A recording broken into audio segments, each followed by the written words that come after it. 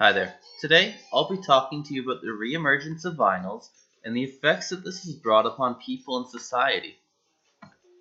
To begin, I'll just start with a brief history of music technology so we have a good background on just how far technology has actually advanced.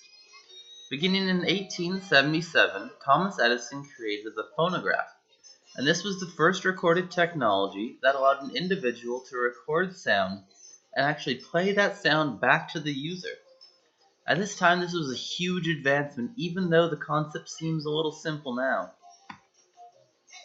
About 18 years later, the gramophone was invented, which today are also known as record players. The gramophone was just an updated and better version of the phonograph, but it changed the way people listen to music. It allowed artists and companies to record music onto a large vinyl and play these on the record players.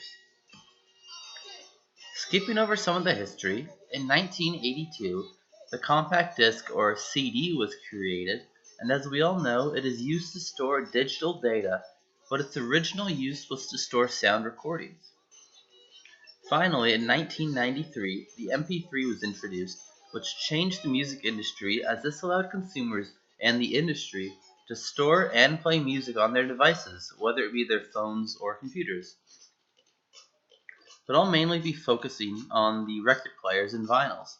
So without further ado, let's look into the composition of an older record player.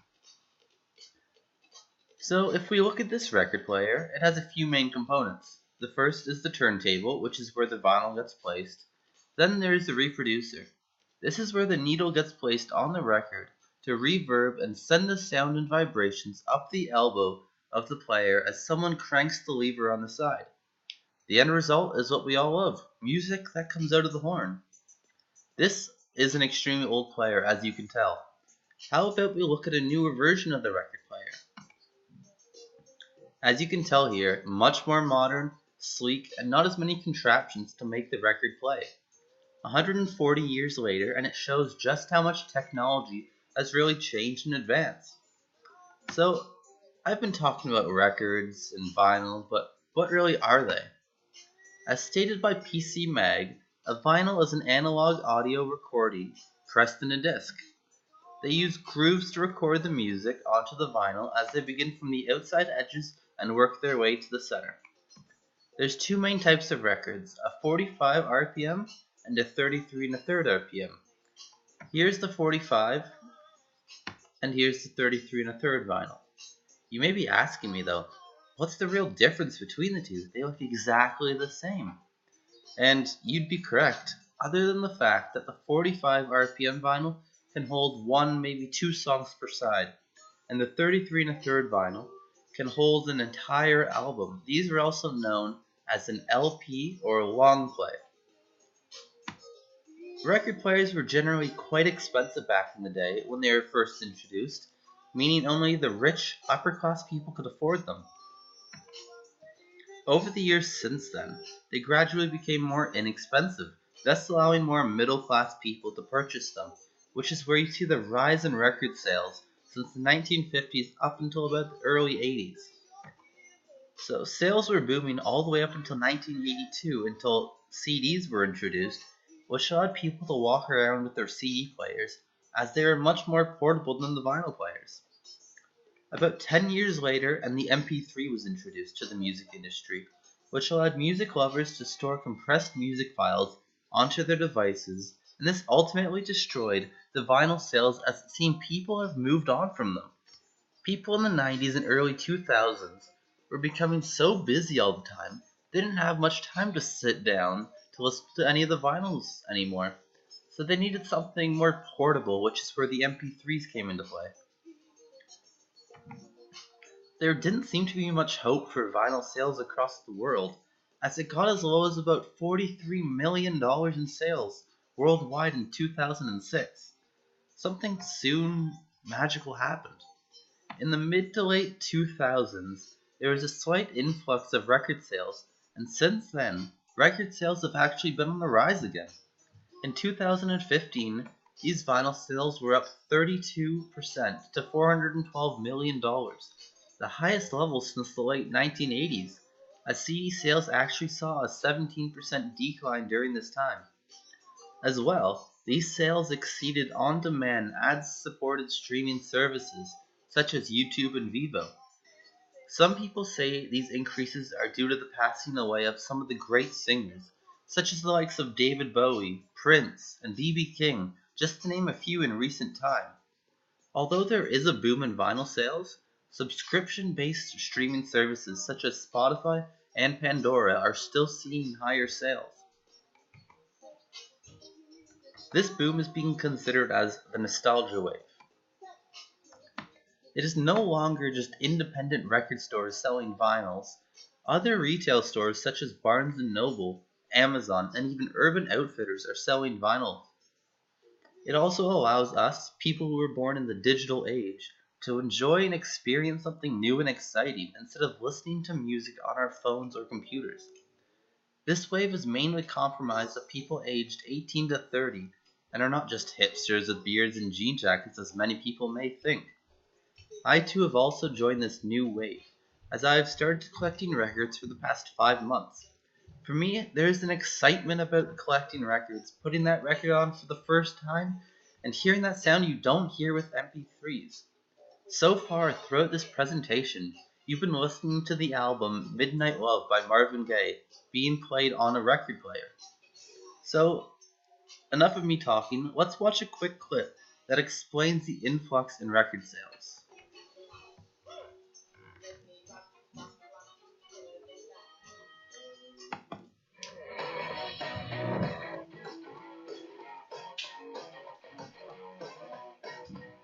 We're here in Los Angeles at Rainbow Records, the oldest vinyl pressing plant in the U.S. and the third largest in the world. Rainbow's been pressing records since the 50s. Of course, started to go downhill in the late 80s.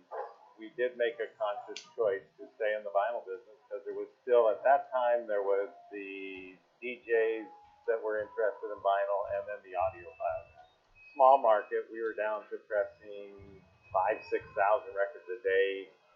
Then around the early 2000s, we saw a slight increase. Vinyl sales aren't just growing, they're growing faster every year, up 18% in 2012, 32% in 2013, and 51% in 2014. Our average day is 23 to 25,000 records a day. In 2009, CDs were about 70% of our business. Today, vinyl is 73% of our business. CD is about 21% of our business. Classics are certainly doing really well. The numbers on albums like Art Sci are pretty impressive. Rainbow Records is a full-service shop. They design art in-house, they mix custom vinyl colors, they press the records, and they assemble packages. A lot of which is done by hand because the processes were developed before automation. There was never really any automation developed. If there was, it was all scrapped because vinyl business was dying. The resurgence of vinyl means great business for them, but it puts a lot of stress on their aging equipment. Our newest record press was 1977. If it keeps growing like this, someone's going to have to start building some new machines again. Even with Rainbow's 14 presses running all day, 6 days a week, their order backlog is several months long. Once we have enough staff, we are going to go 7 days a week, 24 hours a day. But training people to make a record is not easy. I can hire a CD operator. He's up and trained in 3 weeks. In contrast, somebody who press records, it takes a good 6 months because it's really more of a craft. Why are we seeing this resurgence in vinyl sales? Is it consumer interest? The people that always bought records are still buying them and they're buying more. But the big surge is certainly the youth, 13 to 25-year-olds.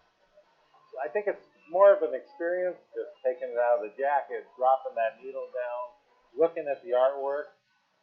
Any artist today that is anybody is putting their product on vinyl.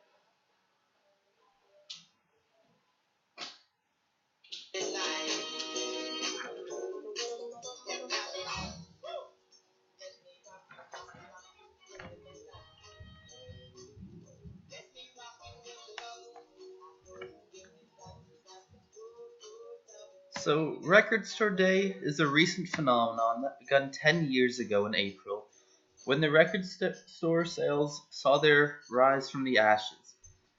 Record Store Day is a day where bands released limited edition vinyls, and once they are sold, they'll never be created again. So it is definitely a big day for those record collectors out there. There are stores all across the world in every continent that participate in this day other than Antarctica. This event brings out thousands and thousands of record junkies and collectors to indulge in a day where it feels slightly more acceptable to spend a couple $100s on records. This event began to have official ambassadors to promote this event, such as the likes of Dave Grohl, the Foo Fighters in 2015, Metallica in 2016, and St. Vincent this year. These ambassadors will appear at some of the big record stores, as well as promote the day with online videos, tweets, and posts on their social media. These record store days are a way for people to connect with each other and create personal networks of others who enjoy doing the same hobbies, one of those being collecting records. There are also forums for people that talk about what records are going to be released on the day, and they make speculations on how fast some of these collectible records will sell out. So, what's next?